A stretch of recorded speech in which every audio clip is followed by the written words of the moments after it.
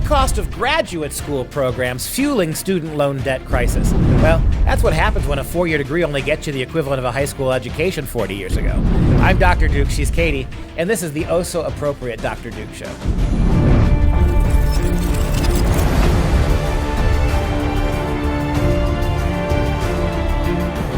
Hello, everyone, and welcome to the Dr. Duke Show, the only program that keeps you educated on the craziness impacting K-12 classrooms and college campuses around the world. This week, we are tackling the student debt crisis in America. What is the problem, who is responsible, and how we can resolve it. As you are sitting around the turkey this week, make sure to share this important information with your kids, your friends, and everyone else. Yesterday, we looked at the problem. Today, we analyze who are the major turkeys responsible. See what I did there? I see. Yeah, that's right. So our first story today is how graduate programs, everybody thinks about the undergraduate programs, four-year college degree, so taking these kids 5 and 6 years to get a four-year degree, spending a lot more money because they were never prepared to enter college in the first place. But graduate programs, this odd notion that more and more kids need to funnel into the graduate program. Of course, the universities sell that, don't they? And those things are really cost ineffective, aren't they, Katie? Yes, actually, if you missed yesterday's episode, go back and talk about or look at how we talked about the problem. We have overall in this country $1.5 trillion, trillion with a T, in student loan debt. And we found that households that have at least one advanced degree carried 51% of the overall student debt, and that was back in 2016. So as more statistics become available, that number's just going to rise. And the debt is actually up from 32% back in 2002 to 40% now, with grad enrollment ticking up every year by more than 1%, because people think, well, now I got my four-year degree, now I must continue on and go and get a graduate degree. Yeah, and if you're going to be a doctor or an engineer or something like that, that's probably a safe bet, right?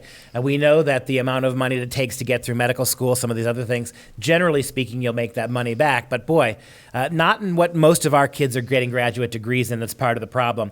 The Council of Graduate Schools found the following. Some of the growth can be attributed to more underrepresented minority students going to grad school, though international student enrollment remained flat, right? So a lot of these kids are first-time minority kids who go to school for, maybe they're the first person in their family to go to college, and then they, like I did, when you're a newbie like that, you tend to want to go farther along. You get sucked into it. But degrees awarded in things like earth sciences, engineering, and computer science increased the most. And again, I'm not so sure about earth sciences, but engineering and computer science would have to be a pretty good bet, you'd think. You would think, but at the same time, when we take a look at the most expensive degree, I was kind of blown away by this. I didn't actually think this was the most expensive degree you can get going to graduate school. I thought medical or law, but actually, do you know what it is? Engineering?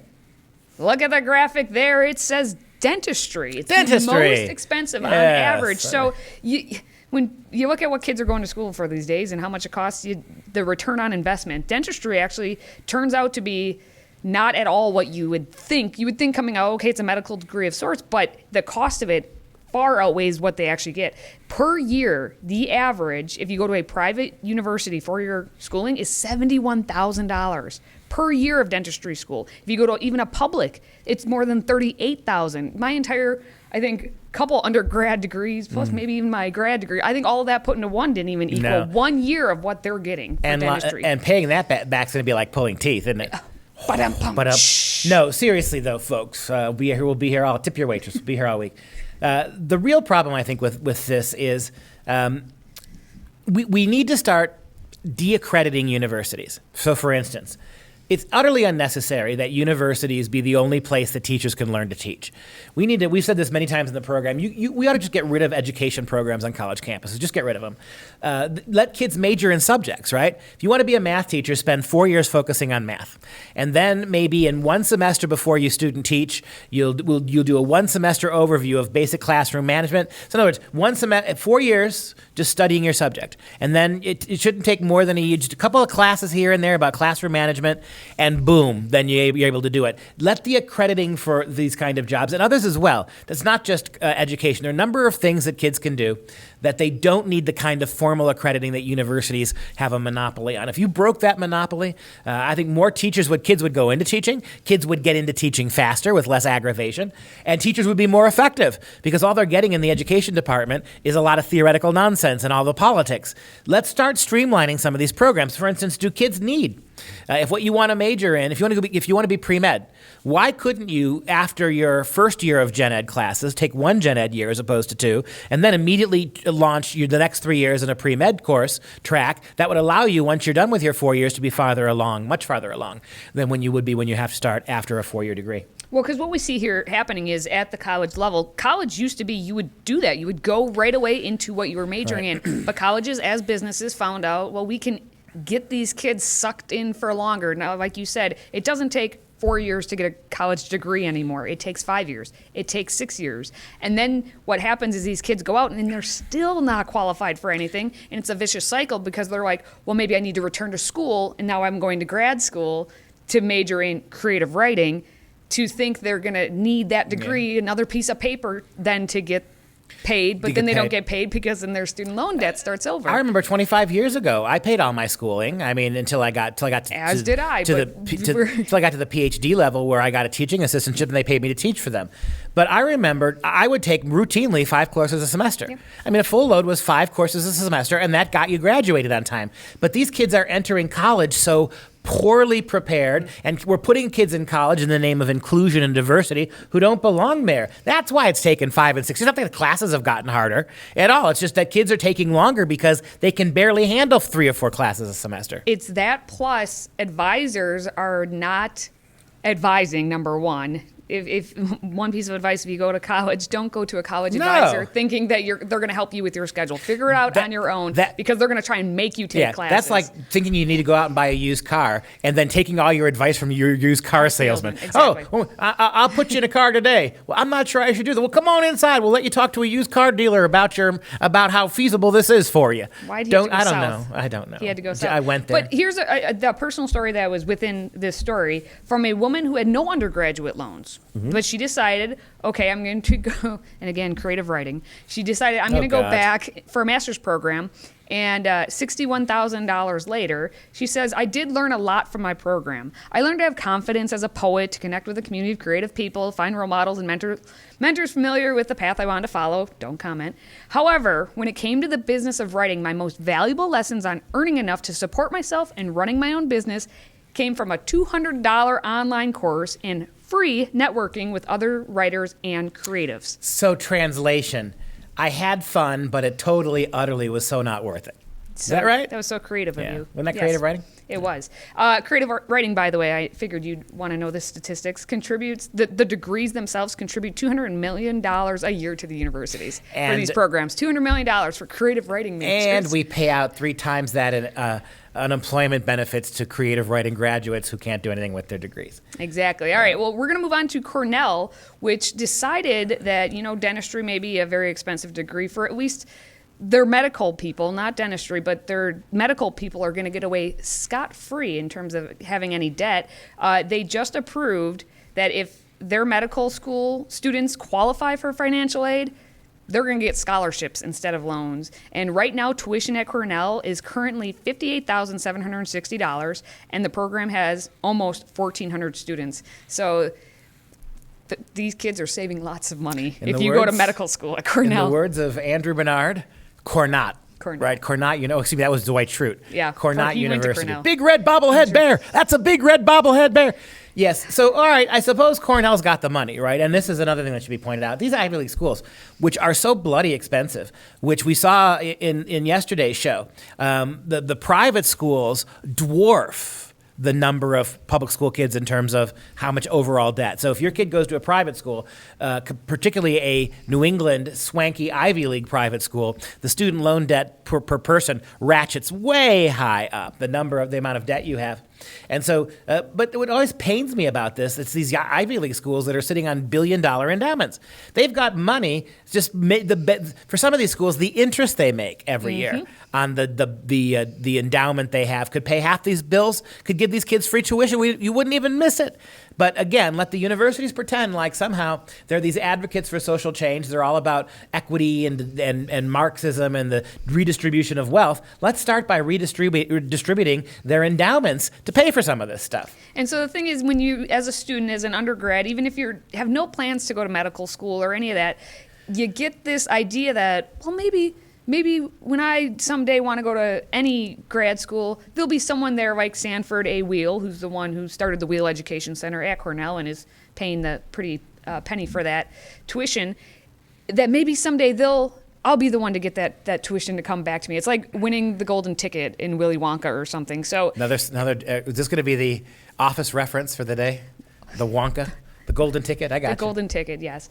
But this Sanford A. Wheel, the one who is the one talking about this, he said the program for all these medical students is including all their costs, which he's like, I don't think anyone else has. No. But now that he put it out there, now the other universities are going to start talking about it, and now the students are going to get the hope. So they're not the only one. Like, this seems like a great thing, but it could be just another destructive point. We'll see. But is Sanford A. Wheel responsible for a Scott's Tots program right here? Well, he's already given $5.5 million, more than that. I looked it up. He's the one who started this center, and over the years, he's just given millions and millions. A successful Scott's Tots. Local businessman pledges college tuition to third graders. I fell in love with these kids, and I didn't want to see them fall victim to the system. So I made them a promise. I told them that if they graduated from high school, I would pay for their college education. I've made some empty promises in my life, but hands down, that was the most generous. There's an example out there now. One that actually works. Okay, watch The Office if you haven't watched it. Right. That's what we're referencing. We're bludging you with Office references, but this is another thing. Not only do you have these huge endowments, and I like this, rather than giving that money to some big fat endowment at his alma mater, right? What if you just instead bypassed the alma mater, bypassed the endowment, and targeted what you wanted to donate the money for? Instead of giving the university $20 million in a grant, I'm going to give it to $20 million until you use that on tuition for every applicant into this program who gets in until it runs out. That's a much more meaningful thing. That would actually be quite beneficial to the students then, obviously, in there. The average medical school, graduate school, carries $170,000 in debt, with a quarter of recent graduates owing more than $200,000. I can't fathom that amount I of can't money either. owing and in debt. especially in the healthcare market we have now, where government encroachment is at an all-time high. You've got a particular political party who, if they get their way, will move us as close to single payer as possible, which means not only are we going to get doctors going to get paid a lot less, doctor mobility, doctor ability to choose their specialties, that's all going to dry up on you pretty quick as well too. So that particular gravy train may be coming to an end. All right, and as we continue talking about responsibility with all this student debt, what about those students who are paying off their debt? What's happening? We have a story about a woman, a 34-year-old, who said her mental health really took a toll after she paid off $81,000. And the interesting part of this story is kind of how she got to where she paid off the debt. Her name is Melanie Lockhart. She graduated from California State University of Long Beach back in 2006. She got an undergrad degree in theater. Okay, Theater. Fine. She had borrowed $23,000 at the time. She took an administrative job at a nonprofit for arts, but then she was only at the time paying the minimum each month for her student debt. And we know a lot of people who do that. She felt pretty good about what she was doing.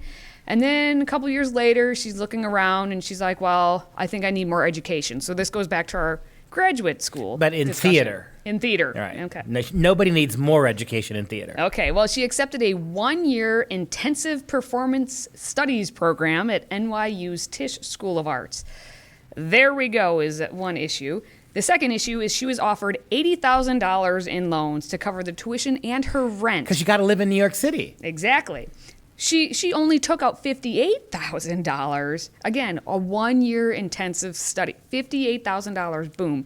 But she ended with the interest and all that, $68,000 in debt, and she didn't get a job. And this is exactly what happens to how many of our students. I mean, this is one woman. How many 32-year-old, 34-year-olds out there have the exact same story? It's true, but she also says that the link between financial debt and mental health are not talked about enough. With all due respect, the mental health challenge you had was taking on those loans. It is not a oh my God, I'm an innocent victim who found herself saddled with debt and then began to have mental problems trying to pay the debt. The mental health problems began by convincing yourself that you're going to spend $68,000, $58,000 for 1 year of education in a theater advanced degree. So am I saying that everybody who takes out student loans is mentally ill? No. As we said yesterday, that this is not about mental health, ma'am. And I get it. That's a lot of money to have to pay back. But it's not about mental health. It's about critical thinking, and it's about economic literacy, which is we've completely abandoned with these kids. And that's where we go back in this, how it comes around to who's responsible and how is it that we're going to tackle this moving forward. That's exactly right. And so tomorrow, we're going to talk about solutions, right? Tomorrow is the Wednesday before Thanksgiving, and we'll try to leave you for the week on something uplifting. And now at least we know who is responsible. So as always, please share the episode and subscribe to the Free Audio Podcast on iTunes, SoundCloud, and everywhere else. Just visit drdukeshow.com and click on any of the platforms on the top of the screen to subscribe. We'll be back tomorrow at 6 p.m. Central Standard Time to talk about some major solutions for all of this debt. For Freedom Project, I'm Dr. Duke. She's Katie. Until tomorrow, stay educated, my friends. Well, everybody except the turkey. Bye-bye, Mr. Turkey.